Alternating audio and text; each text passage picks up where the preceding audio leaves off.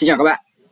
Đây là một đoạn video mà mình sẽ làm về cái sự biến đổi của một cái khu vực nào đấy kiểu như thế này. Đây. Thì mình sẽ làm bằng Google Earth và AIA nhé. Đây là trên giao diện AIA nha các bạn. Ok. Thì đầu tiên các bạn phải sử dụng Google Earth. Chắc chắn không? Sau đó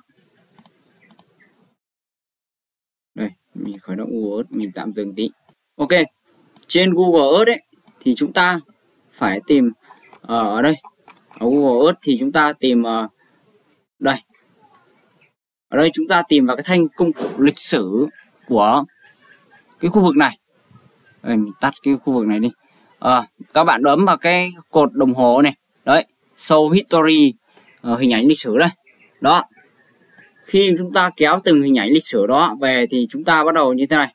Đó, như này. Sau đó chúng ta phải dùng thêm chức năng là lưu ảnh. Và ở đây các bạn chọn app, các bạn lưu một cái ảnh bình thường như ở những cái video trước mình đã hướng dẫn các bạn nha. Ok. Sau đó các bạn chọn chế độ lưu cho mình. Sau đó các bạn lưu ảnh vào thôi. Được chưa? Các bạn lưu tóm lại là bất kỳ một nấc thời gian nào đấy thì các bạn đều phải lưu ảnh vào. Đấy, mỗi một nấc thời gian thì các bạn nên lưu một bức ảnh vào. Ok. Và sau đó chúng ta sẽ có được một cái đây, nó sẽ có được một cái bức ảnh như này, chúng ta lưu một cái folder như này, được chưa? Chúng ta sẽ có những bức ảnh như này, mình phải chụp chi tiết trên Google Earth. Nếu mà ảnh trên Google Earth nó quá to, nó vẫn còn logo thì các bạn có thể xóa logo theo như cái bài lần trước mình hướng dẫn. Ok. Còn sau khi chúng ta xử lý bằng Photoshop xong rồi, chúng ta mail vào AIA, được chưa? Sau đó chúng ta sử dụng After Effects, chúng ta ấn chọn chuột phải, chọn Import, được chưa? Chuột phải, chọn Import. Chúng ta sẽ chọn đến cái thư mục mà đó, chúng ta chỉ việc import vào thôi, được chưa? Chúng ta chỉ việc import vào trong AIA thôi, được chưa? Đó, sau khi mình import xong thì nó sẽ như thế này. Thì đó, mình import xong thì nó sẽ thành như thế này, được chưa? Đầu tiên chúng ta phải chọn hết các đối tượng này, được chưa? Mình chọn hết các đối tượng này. Sau đó mình kéo thả nó vào đây. Mình phải sang con 1 đây. Không, lộn rồi. Ở đây, mình chọn tất cả đối tượng đó, mình kéo nó vào cái hình com này để tạo ra một cái com mới. Sau đó mình phải ấn vào cái screen layer đây, được chưa? Mình phải ấn vào cái screen layer đây.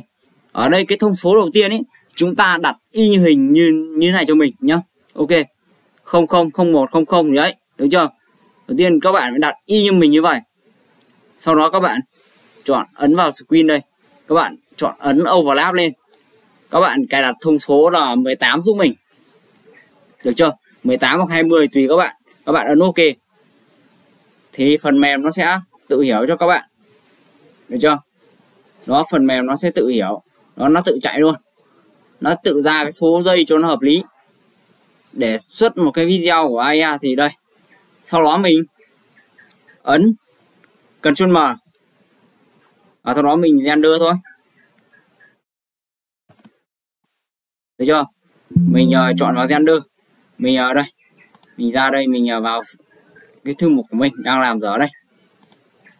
3A đi, 3Q đi. Ok, mình ấn render.